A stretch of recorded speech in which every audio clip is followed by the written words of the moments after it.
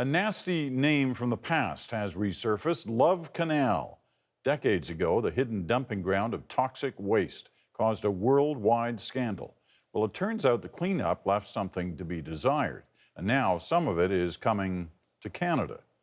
The CBC's Howard Gould has the story.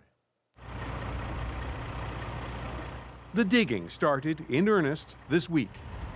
Up to 100 truckloads of toxic material are being sent to Canada. It's mostly things like toluene, benzenes, cancer-causing type materials, leftovers from the processing of pesticides.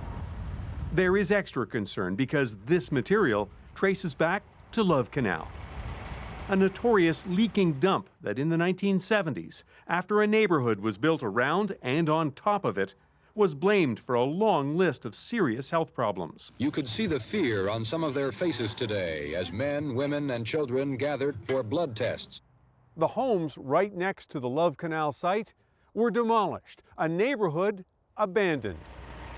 But what few people knew is that this smaller dump, a few kilometers away, contained material that had been moved from the Love Canal site.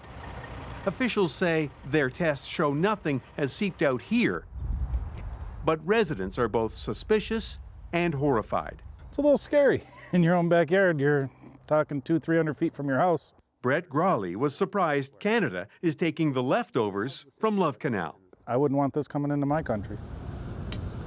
3 truckloads have already arrived at an incinerator near Sarnia, Ontario, the closest one to the dump.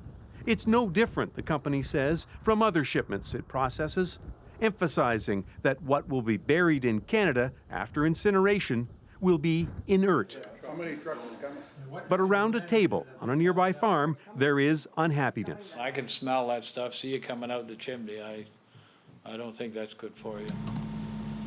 This advocate says U.S. waste should be dealt with on U.S. soil. This is a toxic road trip that's unnecessary. Canadians should know about these things in advance and have some say in whether they happen or not. The operation and the shipments to Canada are expected to continue for a couple of months, unless the digging and tests turn up something unexpected.